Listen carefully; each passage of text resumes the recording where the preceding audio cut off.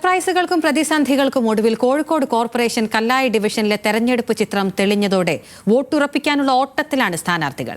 തനിക്കിത് സൗഹൃദ മത്സരമായിരുന്നുവെന്നും VM വിനുവിന് സ്ഥാനാർത്ഥിത്വം നഷ്ടപ്പെട്ടതിൽ വിഷമമുണ്ടെന്നും തുറന്നു പറയുകയാണ് ഇടത് സ്വതന്ത്ര സ്ഥാനാർത്ഥി വിനീഷ് വിദ്യാധരൻ.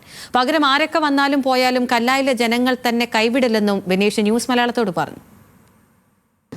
കല്ലായിയിലെ തെരഞ്ഞെടുപ്പ് കാലം ആകെ മൊത്തത്തിൽ കലങ്ങിയിരിക്കുകയായിരുന്നു. എന്നാൽ ഇപ്പോഴൊന്ന് തെളിഞ്ഞു വന്നിട്ടുണ്ട്. എതിർ സ്ഥാനാർത്ഥികൾ ആരൊക്കെ വന്നുപോയാലും ഇടത് സ്ഥാനാർത്ഥിയെ അതൊന്നും ബാധിച്ചിട്ടില്ല എന്നുള്ളതാണ് സത്യം. ഇടത് സ്ഥാനാർത്ഥിയായിട്ടുള്ള വിനീഷ് വിദ്യാധരൻ, അദ്ദേഹം കലാകാരൻ കൂടിയാണ്. തന്റെ വാർഡിലെ ഓരോ വോട്ടർമാരെയും നേരിട്ട് കണ്ട് വോട്ടുറപ്പിക്കുന്ന തിരക്കിലാണ് വിനീഷ് വിദ്യാധരൻ. വേഷങ്ങൾ ജന്മങ്ങൾ വേഷം മാറാൻ നിമിഷങ്ങൾ നാം അറിയാതാടുകയാണീ ജീവിതവേഷം. കോഴിക്കോട് കോർപ്പറേഷൻ കല്ലായി ഡിവിഷനിൽ സംവിധായകൻ VM വിനു സ്ഥാനാർത്ഥിയായ സാഹചര്യത്തിലാണ് വിനുവിനെ നേരിടാൻ ഇടത് സ്വതന്ത്രനും കലാകാരനുമായ വിനീഷ് വിദ്യാധരനെ LDF കളത്തിലിറക്കുന്നത്. കല്ലായി ഡിവിഷനിലെ തൊട്ടടുത്ത് തന്നെയാണ് വിനീഷ്. സഹപാഠികളും വാണിജ്യ മേഖലയിലെ ബന്ധങ്ങളുമെല്ലാം വിനീഷിന് കല്ലായി ഡിവിഷനിലുണ്ട്.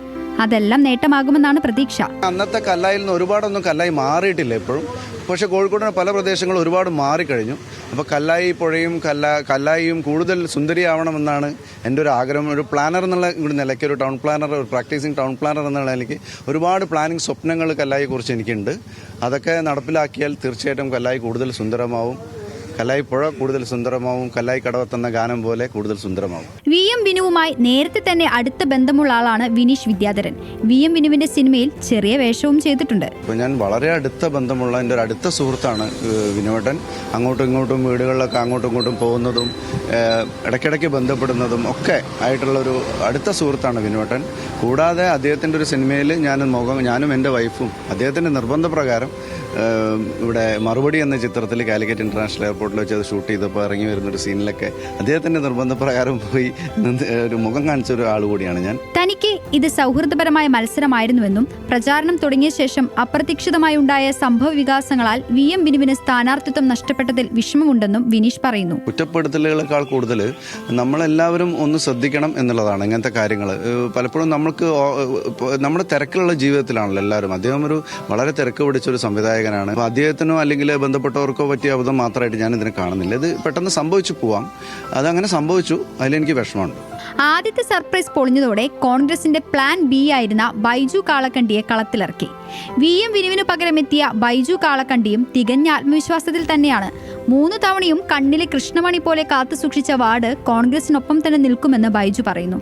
എന്നാൽ വോട്ടർമാർ ഇക്കുറി മാറി ചിന്തിക്കുമെന്ന പ്രതീക്ഷയിലാണ് വിനീഷ്.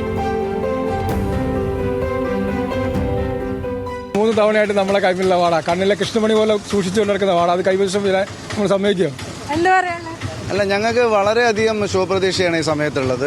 കാരണം ഒരുപാട് അനുകൂല ഘടകങ്ങളുണ്ട്. കല്ലായിൽ വേണ്ടത്ര വികസനം വന്നില്ല എന്നുള്ളത്. കോർപ്പറേഷൻ നല്ല രീതിയിൽ വികസിച്ചു. ഒരുപാട് വികസനങ്ങൾ കോർപ്പറേഷനിലെ വിവിധ വാർഡുകളിൽ വന്നു.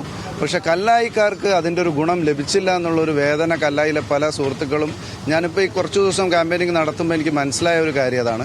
വിനുവിനെ നേരിടാനെത്തിയ വിനീഷിനെ കല്ലായിലെ വോട്ടർമാർ സ്വീകരിക്കുമോ, അതോ അപ്രതീക്ഷിതമായി എത്തിയ ബൈജുവിനെ ഏറ്റെടുക്കുമോ എന്നതാണ് ഇനി അറിയേണ്ടത്. ന്യൂസ് മലയാളം, കോഴിക്കോട്.